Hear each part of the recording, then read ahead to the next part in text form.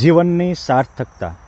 ભગવાન સ્વામિનારાયણ મનુષ્ય જીવન કેમ સાર્થક થાય એનો અલૌકિક પ્રસંગ કહેતા હતા.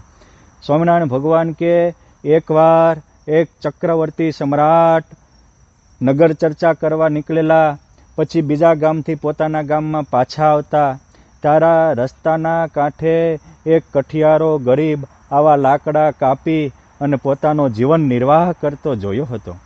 પછી આને જોઈને રાજાને દયા આવી.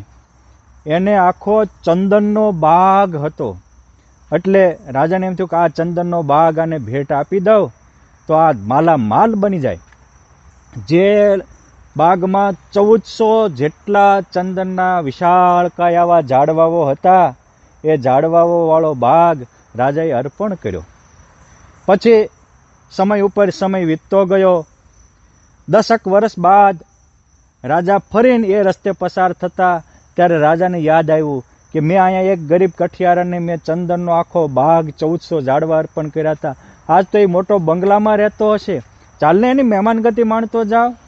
જ્યાં ગયા ત્યાં તો એક કઠિયારો ચંદનના લાકડા કાપી અને એનો કોલસા પાડતો હતો. રાજાએ પૂછ્યું, કેમ છો? તો કે મહારાજ, આપની દયાથી સુખી છું.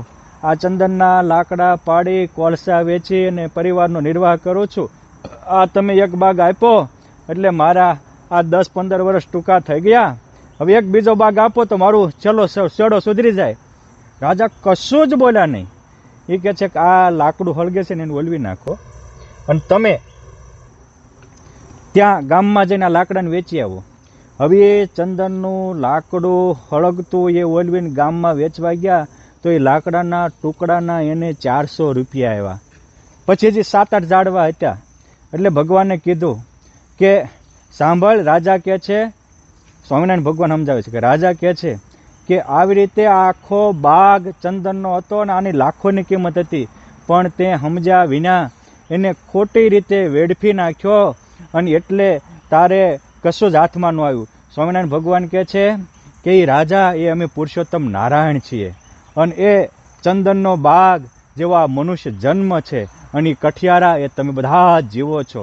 આ ચંદન જેવા શરીરને તમે વાપરીને સંસાર માટે, ભોગ માટે ખર્ચી નાખો છો અને ભોગ ભોગવવા એ તો જીવન વગોવવા જેવા છે.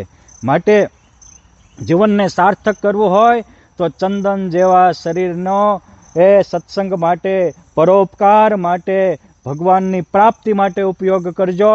થોડું હશે તો લાખ ગણું ફળ મળશે.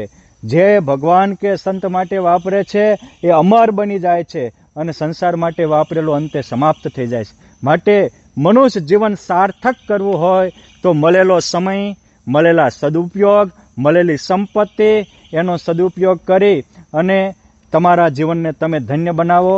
પ્રભુજીના ચરણોમાં હું પણ પ્રાર્થના કરું, પ્રભુ અમે પણ અમારો સમય, શક્તિ, સદગુણ ને સંપત્તિનો સદુપયોગ કરી અને અમારા જીવનને આવું હરિયાળું બનાવીએ એવી શક્તિ, ભક્તિ અમને આપજો. એ જ પ્રાર્થના. જય સ્વામિનારાયણ.